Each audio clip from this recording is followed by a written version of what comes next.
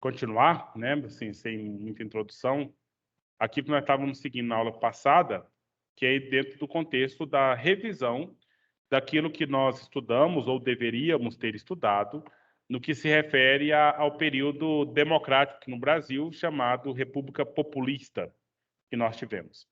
Então, nós vamos seguir naquele mesmo slide, que a gente começou mais cedo, né? Mesmo sabendo que nós não vamos explorar todo ele, todos os elementos dele, mas a gente pode, assim, tê-lo como material que vocês podem continuar estudando. E se caso precise, entra no privado e fala com a gente aí alguma coisa para esclarecimento, se caso se fizer necessário, certo? Então, nós estávamos ainda conversando sobre os partidos políticos que surgiram naquele contexto, né? E foram justamente aqueles que foram reduzidos naquele outro contexto da ditadura militar, que reduziu todos os partidos políticos que tínhamos no Brasil até então a 2 partidos. Depois, lá no governo do Figueiredo, começando no governo do Geisel, tá? Lá no governo do Geisel começou alguns pontos de democracia, mais uma vez, como, por exemplo, a liberação de credenciamentos de alguns outros partidos, entendeu? Então, essa aqui é uma diferença. Sobre a questão dos partidos que nós temos no Brasil hoje, vocês têm noção de quantos temos? Uai, professor, deve ser muito, né? Mas o que é muito para você?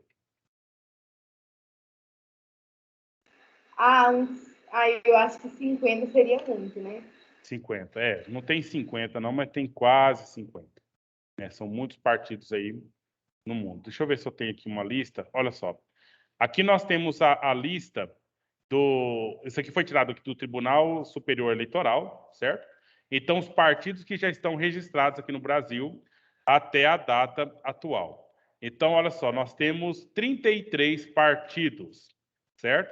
O mais jovenzinho deles, ele foi credenciado, né, foi cadastrado aqui no dia 10/12/2019, certo? Então, olha aqui o nome dele, Unidade Popular, UP, né? Tem algum partido que você conhece aí, só para a gente falar quando ele foi criado? Olha aqui rapidinho. PTB. PTB. Nós falamos dele hoje, né? Partido Trabalhista Brasileiro. Então, ou seja, ele era criado lá naquele contexto getulista, antes, lá na década de 40. Só que aqui, já num contexto renovado, nós temos o PTB, numa nova configuração, certo? Que aquele mesmo partido foi resgatado e foi agora cadastrado em 1981, a história dele, ok? Então, todos esses aqui, gente, olha só foi, então, o que acontece? Meio que foi criado, só organizar minhas ideias aqui para mim não ficar tão confuso. Então, foi aqueles partidos criados lá. PSD, Partido Social Democrático, criado pelo Getúlio Vargas, lá por volta dos anos 1940. Depois foi criado, nesse contexto, a UDN, pelo Carlos Lacerda, contra o Getúlio Vargas. Foi criado o PTB pelo Getúlio Vargas para os trabalhadores ali, né? Foi criado lá o PSP, Partido Social Progressista. Foi criado o Partido Comunista do Brasil, né, que foi cancelado. E quando chegou na ditadura militar, acabou. Cancelou tudo, entendeu, Maria Luísa? Acabou todos os partidos do Brasil para ter apenas 2 partidos. Aliança Renovadora Nacional, ARENA, e Mobilização Democrática do Brasil, MDB. Certo? E aí, beleza. Foi durante a ditadura, sim, até que, em 1981, já no governo do Figueiredo, que foi, então, permitido se cadastrasse os partidos. E aí teve o PTB, que foi um resgate daquele lá, mas, no entanto, ele foi cadastrado agora em 81. Você veja que o mais velho dos partidos é o MDB, que continuou, entendeu? Teve uma época que ele se tornou PMDB, lá em 81. O PTB foi resgatado, foi aqui. O PDT, né, que também é um parecido com o PTB, que é o Partido Democrático Trabalhista, em 81. E o próprio PT, Partido dos Trabalhadores, em 82. Entendeu? Então, essa turminha toda aqui era a turminha da esquerda, certo? Todos esses primeiros aqui era a turma que era contra a ditadura, que queria a questão democrática, esses pontos aí.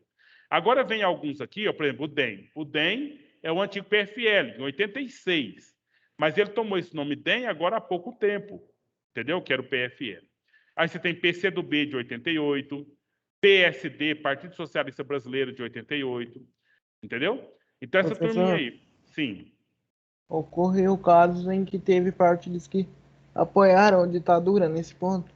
Claro, a Arena, Aliança Renovadora Nacional, era o partido do governo. E tinha deputados, prefeitos, governadores, todos filiados a esse partido, certo? Pelo Brasil todo. Sim, pessoas que defenderam a ditadura ou o regime militar como governo. Certo? E tem aqueles que eram contrários, né? Do mesmo jeito. E você vai vendo a lista, né? A lista deles todos aí. Partido Verde, por exemplo, de 93, com uma questão um pouco mais ambiental. Né? O Progressistas, PP, inclusive Bolsonaro está conversando com os progressistas para poder... porque o Bolsonaro está sem partido agora. Ele foi eleito pelo Partido Social Liberal, esse aqui, ó. Ele foi eleito e que um partido foi criado em 98, Partido Social Liberal. Só que ele se desfiliou desse partido e agora ele está sem partido. Então, para ele concorrer à eleição, ele tem que filiar a algum partido. E aí ele está tendo conversas com o pessoal aqui do PP, Partido Progressista. Né? Então, você vai vendo aí esses partidos todos que estão vendo. A história deles é uma história, de certa forma, recente. Nós temos aí, ó, 33 partidos. Né? Inclusive, Maria Luísa, eu dou aula de ciência política no curso de Direito na faculdade. Né? Então, ou seja, quando eu comecei a dar aula, então estava mais ou menos aqui, ó, só tinha 29, não tinha nem 30 partidos. Aí, agora já tem aí mais 4 partidos aí que criaram nesses últimos tempos, né? Isso é uma coisa séria, porque cada partido desse tem lá um percentual mínimo de vagas na Câmara, né? Então, isso aí vai aumentando um monte de coisas, aumenta assessor parlamentares, uma série de situações aí que vai aumentando para a despesa do nosso país. Né? Professor, Sim. igual, tem a pessoa que vai criar e vai, como que eu falo, representar o partido. Exemplo, uma pessoa chefe. Desculpa, não entendi, tá com ruído. A pessoa se filia. Igual a pessoa que cria o partido. Exemplo, vou pegar o UP aí. Foi o Leonardo Péricles Vieira Roque. Como que vai ser? Outras pessoas vão ter que eleger outra pessoa para comandar o partido? Ou, não sei, tipo assim, o senhor conseguiu entender? Mais ou menos, deixa eu te falar aqui. Na verdade, ele é o presidente nacional, Leonardo Péricles Vieira, certo? Aqui tem o endereço aqui da sede do partido, etc. Então, não necessariamente foi ele que criou. Mas, nesse caso, como é um partido muito jovem, possivelmente foi ele que criou. Então, tal, deixa eu ver aqui, origem em Brasília, Distrito Federal. Então, esse aqui é o ministro do STF que leu, né, e colocou lá para, no caso, no tempo da Rosa Weber, a ministra do STF, a presidente, para ver se aceita esse partido como mais um partido brasileiro ou não. Então, teve que ter esse tipo de defesa lá. E aqui tem a decisão, né? Então, ou seja, o aceite desse partido enquanto partido no Brasil. Mas para aceitar, teve aqui toda a documentação desse partido, né? E aí tem as informações que eles falam, olha, eu quero ser um partido brasileiro, por quê? Nós defendemos, olha só o P aqui, defendemos o controle social da economia para atender às necessidades da população. Viu aqui? Então, eles defendem o intervencionismo do Estado na economia? Ou não? Percebeu, gente? Está acompanhando o que nós estamos falando aqui? Olha só, o Partido Unidade Popular defende controle social da economia para atender às necessidades da população. O que eles querem? Acabar com as desigualdades regionais sociais. Fim da expoliação imperialista sobre a economia nacional. Né? Garantia de emprego e trabalho para todos e proibição do trabalho infantil. Ampla reforma agrária, são reformistas agrários. Nacionalização da terra e fim do monopólio privado da terra. Olha as ideologias desse partido. Consegue perceber, Maria Luísa e seus colegas? Ok? Então, aí cada partido, se você quiser, depois eu posso, assim, você pode achar o link aqui no TSE, como a gente acabou de ver aqui, e aqui tem, né, o estatuto do partido dizendo o que esse partido quer, entendeu? E é importante a gente ver isso, né? Importante a gente ver isso para que a gente possa, então, defender ou ingressar na política com base nessas questões, né? Nessas questões que são fiéis. E aquela que eu falei para vocês, se alguma pessoa, membro desse partido, de alguma forma, ir contra o estatuto do partido, ela pode ser expulsa do partido, né? Ela pode perder o direito de continuar ali nesse partido. Aqui, quem pode filiar-se ao partido? Todos os brasileiros maiores de 16 anos. Que, olha aqui, Maria Luísa, que concordem com o programa e com o presente estatuto.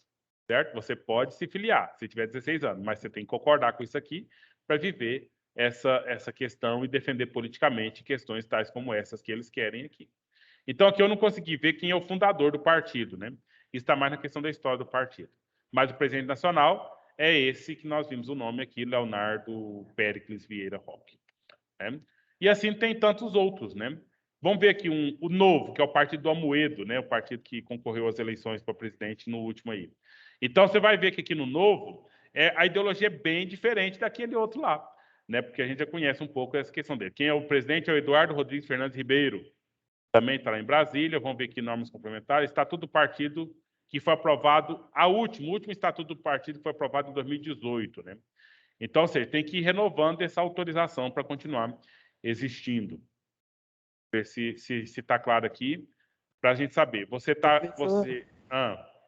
Repete de novo, você falou alguma coisa importante, que um caminhão pipa passou bem aqui na hora que você estava falando, de novo. Não, vamos dar uma olhada aqui no Partido Novo, né? Então, aqui está falando quem são os fundadores, né? O Novo, ele poderá ter subsede em outros lugares. Direito de uso da imagem novo, tal. Os direitos e garantias, revogado. Vamos saber o que é que eles estão defendendo. Deve estar na introdução, senão... Olha aqui, o segundo artigo, gente. O novo tem como objetivo zelar pelo cumprimento da Constituição Federal, defender os direitos fundamentais, assegurar a autenticidade do sistema representativo, defender a democracia e as instituições a ela inerentes, construir para o desenvolvimento socioeconômico sustentável, zelar pelo respeito à liberdade de expressão, defender os princípios republicanos a respeito à coisa pública, ao bem comum, buscar eficiência e qualidade na gestão pública, arregimentar filiados com identidade e objetivos e concorrer a eleições para a composição do Poder Executivo, Legislativo, Municipal, Estadual e Federal. Né? Então, a pergunta é, o que eles defendem? Que é aquilo que eu estou tentando chamar a atenção para vocês aqui para a gente poder discutir. Né? Porque, às vezes, tem ideias vazias aí que não diz bem o que quer, e aí eles querem qualquer coisa em qualquer momento. Né? Mas, olha só, princípio, legalidade, moralidade, transparência, respeito ao bem comum e a coisa pública e a dignidade da pessoa humana. Certo? Isso ainda, na minha leitura, ainda são coisas gerais, né, que não dizem bem o que eles querem, quem que eles querem defender, o que eles querem defender. Né? E aí está vendo aqui a questão do novo, as letras do nome e tal, né? E vale a pena observar se é um partido que vale a pena ter o nosso voto de confiança. Porque essa é a questão do partido, né? As pessoas que estão nele, é outra ideia que se pode ver, né? Deveres partidários, obedecer fielmente à legislação brasileira, enfim. Não está evidente assim, como está outros lá, tipo, nosso partido é socialista, nosso partido é comunista, né? Algumas coisas nesse sentido. Tá certo? Então, foi só uma provocação que eu fiz inicial para perguntar para vocês quantos partidos tem no Brasil. Então, você já sabe que são... Quantos menininhos, menininhas? 33. 33. E o último foi credenciado agorinha, né? Esses dias, em 2019, né? Então, ou seja, recentíssimo mesmo. E o mais velho, nosso Partido Brasileiro, foi credenciado que ano, menininhos, menininhas? Quanto, gente? Qual, Porque professor? o mais antigo foi credenciado aqui no Brasil em que ano? Dos partidos existentes atualmente, falando?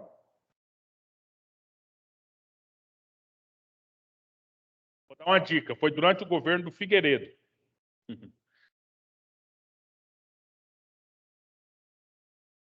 1945? Acho que em 45 o Figueiredo nem tinha nascido, o Maria Luísa. 81? De 1981, tá? Então, todos os partidos, nós temos aí credenciados até hoje, são de 81 para cá, certo? Porque durante a ditadura, nós já falamos, né, todos eles foram cancelados, e aí só surgiu os novos, né, ou retomados a partir de 81, com seus estatutos aqui no Brasil, certo? Então, aqui, essa história aqui, desse partido aqui do Dutra, por exemplo, é anterior a essa história que eu acabei de contar para vocês aqui. Então, aqui, o Dutra foi governador, foi presidente do Professor, Brasil. Sim.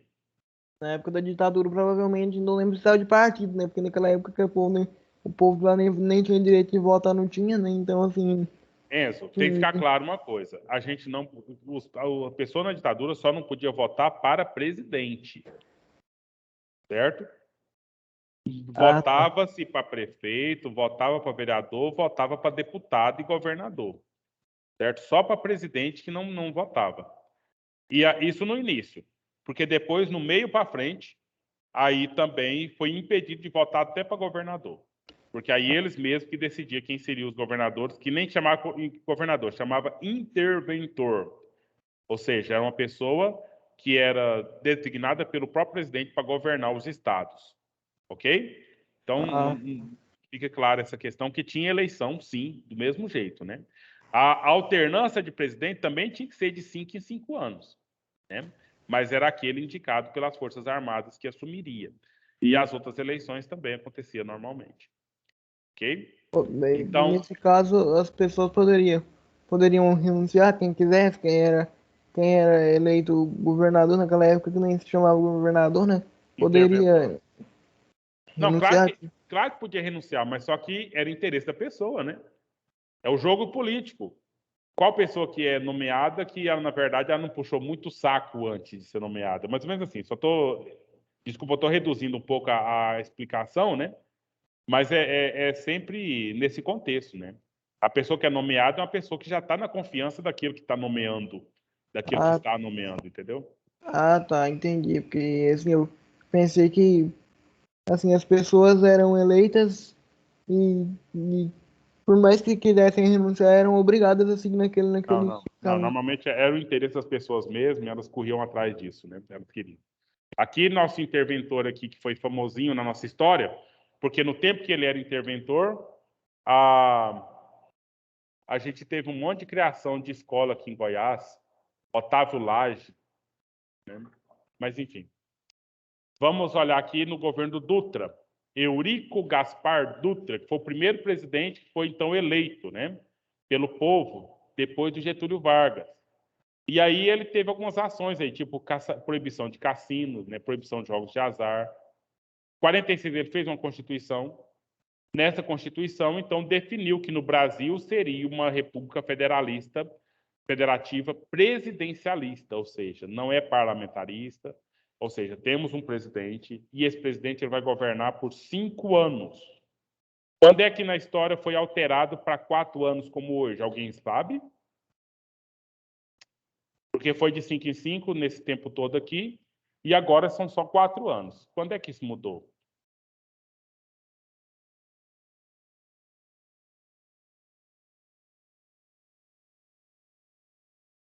Alguém vai me... Depois da ditadura? Depois da ditadura, mais especificamente num documento importantíssimo que foi alterado de lá para cá e vale até hoje. Qual documento? Que sela a nossa democracia no Brasil? Constituição Federal? Constituição Federal. Que ano que ela foi, então, aprovada? E aula de história, que esses meninos que não gostam de lembrar a data. Desde quando veio a nossa Constituição, gente?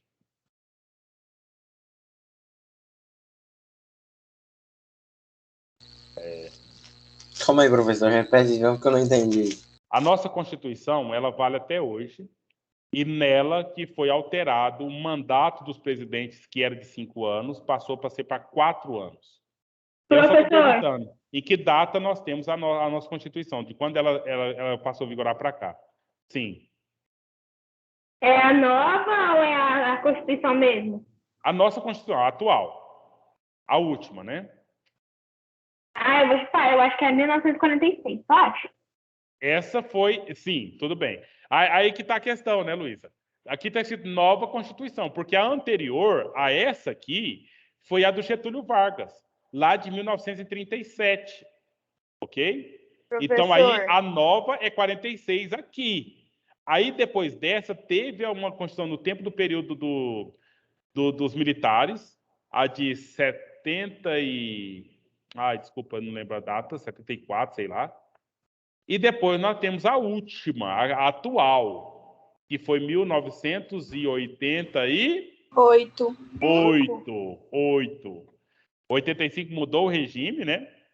Aí ainda foi preciso 3 anos para se estabelecer a Assembleia Constituinte e estabelecer uma nova Constituição para o Brasil. E de lá para cá, não sei se ela vai aguentar muitos anos mais, não. Conforme for o que for alterado aí, pode ser que nós vamos ter uma nova Constituição breve. Aí lá no terceiro ano do ensino médio, vocês falam comigo, tá? Vocês vão falar assim, professor, você não sabe de nada, não mudou nada. Ou você fala, professor, bem que você falou. Então, ou seja, pode ser que nos próximos anos aí, conforme for o que acontecer aí, nós vamos ter uma alteração nessa Constituição. Né? O que a gente está vendo aí, algumas coisas mesmo, que está dando sinais, até por aqui mesmo. Sinais de que essa Constituição não está boa, né? Não está sendo muito boa para o Brasil. Tem pessoas que estão falando isso. Só que o que é preciso registrar, gente? Lembra que qual foi uma das coisas que o João Goulart fez que fez com que ele fosse deposto, fez com que ele fosse demitido enquanto presidente? Lembra do... Proibiu os desfiles com roupas de banho? Isso foi o Jânio Quadros, o anterior ao João Goulart, certo? O João Goulart ele fez um programa aqui no Brasil, que foi, então, começou a atuar, mas logo depois os militares cancelaram esse programa. Pelas suas ideologias socialistas. Sim, isso é a teoria, comunismo e tal, mas ele fez um programa, tipo Minha Casa Minha Vida, Bolsas Família. Ele fez uma coisa no governo dele que tem um nome, que chama-se Reformas de... Base? Reforma agrária? Reformas de base. Certo? Não esqueça desse nome, gente. Reformas de base. Nessas reformas de base, tem várias ações assistencialistas do governo em favor das pessoas pobres. E lá tinha, inclusive, reforma agrária, dentro dessas reformas de base. Ok? Então, essas reformas de base do João Goulart, que foram canceladas no período da ditadura, elas entraram tudo na Constituição de 88, que é o nosso próximo conteúdo, tá? Nós vamos estudar a Constituição de 88 na nossa próxima matéria. E aí, essa que é a coisa. Aquilo que foi considerado crime no momento se tornou oficial depois. E é isso que eu estou falando para vocês. Essas questões aí, cidadãs que tem na Constituição, são coisas que estão sendo questionadas atualmente e que, conforme a coisa acontecer daqui para lá, vai alterar a Constituição a ponto de retirar algumas dessas coisas aí. Entendeu? Aí depois vocês me falam, lá no terceiro ano, que a gente volta a conversar sobre isso para ver o que aconteceu de lá, daqui até lá. Certo? Então, enfim, liberdade partidária, né? Será que então aumentou a ter mais partidos? Mas aqui nós estamos num contexto que tem pouquíssimos partidos ainda com suas ideologias no Brasil. Uma coisa que o Dutra teve claro é que durante a Guerra Fria foi uma guerra basicamente socialismo contra capitalismo, né? Especificamente Rússia contra Estados Unidos, aí polarizaram o mundo, né? De forma bem definida mesmo, aí, Oriente e Ocidente, muito bem demarcado com o fim da Segunda Guerra Mundial. Então, aqui, nesse contexto, ele determinou o cancelamento do PCdoB, certo? Porque se ele alinhou-se aos Estados Unidos na Guerra Fria, então o Brasil não podia nem olhar para a Rússia, não é Rússia, né? União das Repúblicas Socialistas Soviéticas. Então, isso aí não pode conversar nesse assunto aqui, viu, João Pedro? Socialismo não, comunismo não. Então, foi cancelado aqui o PCdoB, por isso que a gente colocou aqui nesse slide, né? Liberdade partidária. Qualquer um podia criar um partido e fazer parte de qualquer partido, menos o comunismo, menos ser partido comunista. Então, liberalismo econômico é o ponto central aqui, certo? E, com isso, crescimento de empresas, né? A implantação de empresas transnacionais por aqui, entendeu? Então, essa situação toda aí. Mas aí, o que nós temos? Se está chegando a indústria estrangeira, acaba ofuscando a indústria nacional. Ou até mais que isso. Um processo de desvalorização do nosso capital que ocorreu aí, ocorreu, consequentemente, empresas de fora vindo comprar as empresas daqui de dentro. Entendeu? Então, ou seja, uma riqueza de um lado, mas uma pobreza muito grande na base de outro lado. Olha, endividamento, arroxo salarial, descontentamento dos trabalhadores, certo? Então, algumas situações aí. Olha a inflação, né? Situações inflacionárias aí, aumento dos preços, etc. Que a gente vai vendo. Depois do Dutra, o próximo presidente foi Getúlio Vargas, que foi, então, eleito democraticamente, pelo voto direto do povo. Tá? E aí, entre as coisas dele aqui, porque nós estamos nessa coisa, os anos dourados, viu? Mundialmente falando. Nós estamos nos anos dourados. Só que é o rico muito rico, né? E isso é o que aparece. Se tem rico muito rico, o que eu tenho do outro lado, Isis Paulo? Pobre muito pobre. Pobre muito pobre, né? Mas o que aparece na mídia é o rico muito rico. Né? Você vai lá no Rio de Janeiro, no centro é tudo lindo, né? E o Rio de Janeiro continua lindo. E aí você vai lá. Mas atrás dos prédios chiques tem a favela, né? Então, ou seja, é esse contraste que a gente vai verificando e é o símbolo da questão econômica brasileira aqui. E aí nós temos aqui, de um lado, né, as pessoas que defendem o nacionalismo, né, e de um lado nós temos o liberalismo. Esse liberalismo foi apelidado de entreguismo, que seria o quê? A entrega de tudo que é nacional para a privatização. Só que essa privatização não são brasileiros comprando as coisas. Essa privatização são empresas transnacionais, principalmente americanas, comprando e se tornando proprietárias das questões daqui do Brasil, certo? E aqui nós estamos vendo já uma articulação, olha, 10 anos antes, uma organização aqui, inclusive, olha aqui quem faz parte do poder, ó, setores das Forças Armadas daquela escola de Sorbonne de guerra, entendeu? Aquela escola francesa, em que nós temos pessoas aqui das Forças Armadas ligadas com os Estados Unidos, né? Para que, então, já estabelecesse um governo que fosse caminhando para essa situação. Já do outro lado, nós tínhamos aquele outro partido que também tinha sido criado pelo Getúlio Vargas, né? O Partido Trabalhista Brasileiro. E esse partido, veja bem, ele tinha uma campanha, o petróleo é nosso. Foi nesse contexto que se criou, por exemplo, a Petrobras, né? Enquanto empresa brasileira, né? Uma empresa estatal brasileira para administrar o petróleo, o nosso petróleo. Né? Então, uma coisa que foi criada nesse contexto de Getúlio Vargas, né, que é o Banco Nacional do Desenvolvimento, certo? É um banco do governo que tem dinheiro para quê? Para financiar emprestado, tá? Fazer investimentos industriais nacionais. Então, ou seja, aquela época das indústrias de base. O que é uma indústria de base? Quem sabe a diferença? Nós temos indústrias de produtos já prontos para a gente simplesmente usar, e nós temos indústria de base. Indústrias que produzem coisas para se construir indústrias. Deu para entender? Indústria que faz coisa para construir indústria. Indústria para fazer indústria.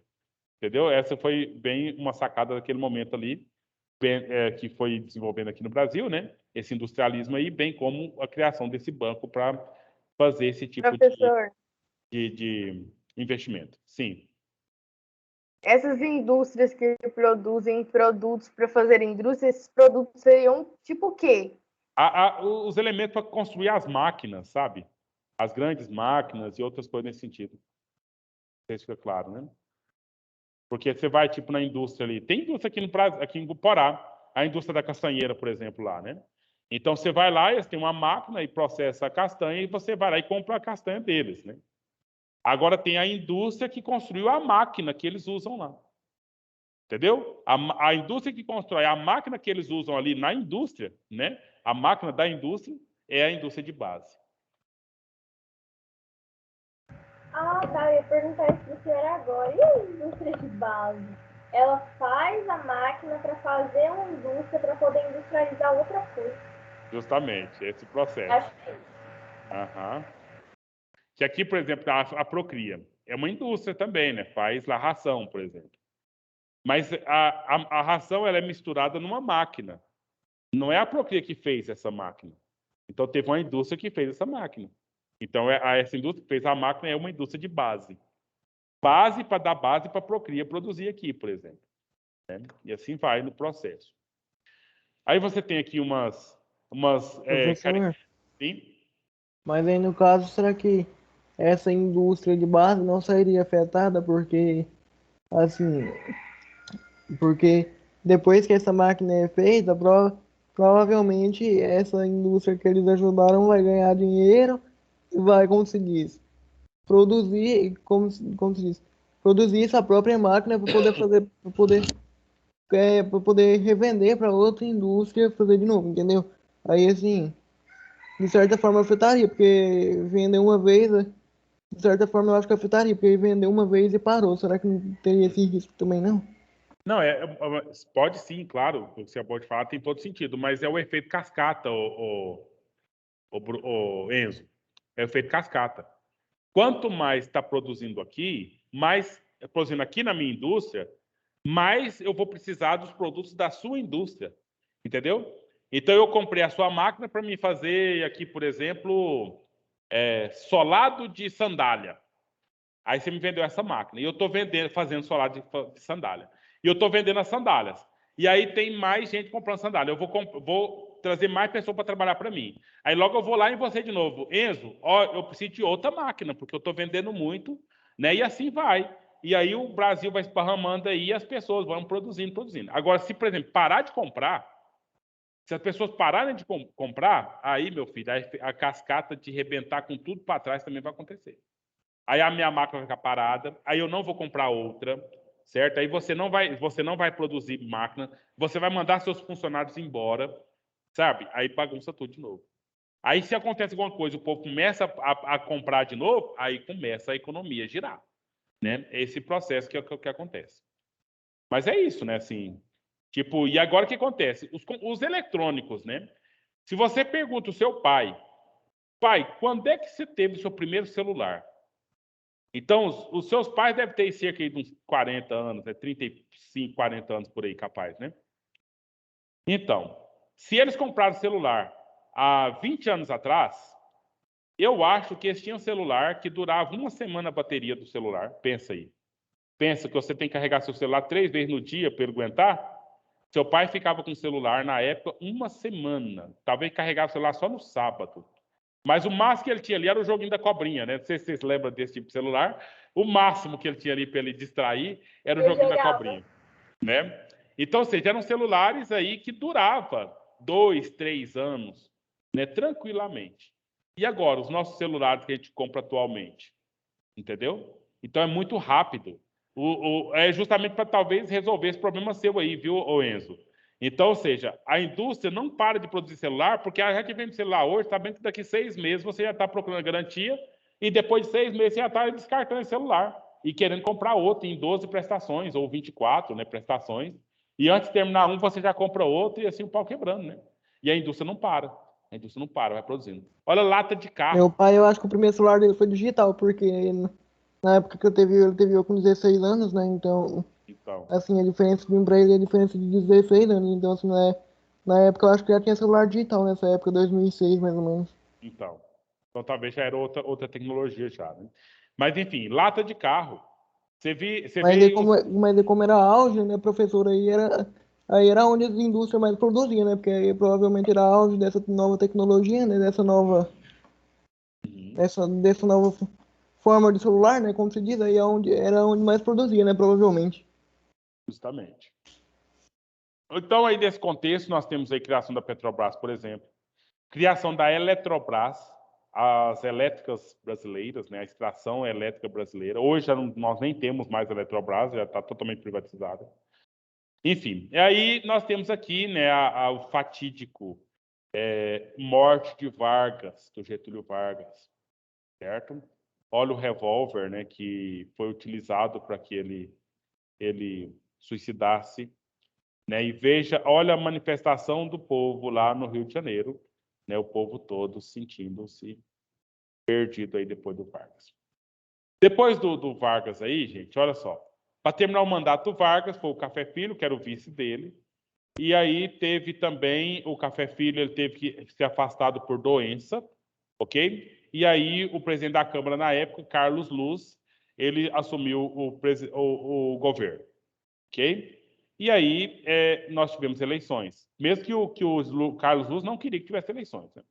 Mas aí a Força Armada falou, não, senhor, vai fazer eleição? Sim, senhor. Né? E aí nós tivemos a eleição que teve como presidente eleito o JK. Né? Então, tinha nas Naquela época ele não eleições, queria que tivesse eleição para ele se manter no governo, não é? o Carlos Luz. Né? O Carlos Luz nem era vice, né? Ele era o presidente da Câmara, um deputado, e era presidente da Câmara no momento. Então, como o presidente em exercício, que era o vice-presidente do Getúlio Vargas, ficou doente, então precisou de outro assumir no lugar. Esse outro que assumiu no lugar era o presidente da Câmara. E o presidente da Câmara, ele por acaso tentou, né, tentou dar o golpe, no sentido assim, de não ter eleição esse ano, eu vou continuar presidente e tal, né? Mas aí as Forças Armadas impediram, né? Na verdade, especificamente o chefe, o marechal do momento lá, Henrique Lott, impediu disso acontecer. Isso já foi depois da ditadura, né? Não, antes, nós estamos falando antes da ditadura, tá? Pouquinho antes. Na Ah, eleição do Juscelino Kubitschek, adivinha quem era o vice-presidente do Juscelino Kubitschek? Olha aqui, JJ, Juscelino e Jango. Juscelino Kubitschek, ele tinha como vice o João Goulart. Entendeu? Que o João Goulart ele foi vice depois do Jânio Quadros também, que era o próximo, né? E aí o Juscelino Kubitschek teve toda aquela questão de lá, os 50 anos em 5, né? Plano de metas, dando ênfase na industrialização do país. E aí a coisa foi avançando nessa mesma perspectiva, certo? E aí você tem o produto nacionalmente brasileiro, olha, Volkswagen brasileira, né? Engraçado falar isso, né? Como Volkswagen, que é um nome bem alemão, ser brasileira, mas é isso, o nosso Fusquinha começou a ser fabricado aqui no Brasil e foi uma coisa mais chique no Brasil, nós temos essa alteração. Ok? Então, vamos finalizar aqui esses presidentes aqui para a gente passar para outra parte depois, tá? Uma coisa no governo dele foi essas empresas, né? Três Marias e Furnas. Aí talvez nem é seu pai, viu, Enzo? Mas tipo a sua avó, o seu avô, assim, as pessoas mais dessa idade lembrariam essas empresas Furnas e Três Marias são as empresas que mais construíram terra, mais construíram estrada aqui no Brasil. Entendeu? Eram essas pessoas que criaram essas grandes empresas aí, né? Que construíram terras, e aqui especificamente nós temos uma usina hidrelétrica, certo? Essa usina hidrelétrica de Furnas, que também trouxe esse potencial elétrico para o Brasil, ok? Então, a construção de Brasília em 60 também foi obra do Juscelino Kubitschek, mas também, Maria Luísa, endividamento, empréstimos, e urbanização desordenada, então uma bagunça nas cidades para todo lado. Enfim, tem o lado bonitinho da história, também tem o lado feinho da história. Ok? E para caminhar aqui para a finalização, olha, nós temos aí a capital sendo construída, tá vendo? Olha como começou o processo, meninos. Olha o terrão aqui do lado esquerdo, planinho, né? Plano piloto, bem plano. Aí começaram a construir aqui os ministérios. Aí fez aqui essa obra maior, que é o próprio Congresso. A catedral, que é lá pertinho dos ministérios, tá vendo? Então foi sendo construído nesses passos aqui, passo a passo, como foi construído em Brasília. E hoje você vai lá, você se perde, né, no meio de tanta coisa. Próxima eleição, quem ganhou? Jânio Quadros, né? Qual foi o símbolo do governo dele? A vassoura. Ele ia varrer a corrupção do país. Mas não ficou nem 8 meses no governo, né? Ficou 6 meses no governo e renunciou. Nessa renúncia entrou o vice dele, que é o João Goulart, né? O João Goulart. E aí o João Goulart a gente já sabe um pouquinho da história, que é o que aconteceu durante a ditadura militar com o afastamento dele, não foi?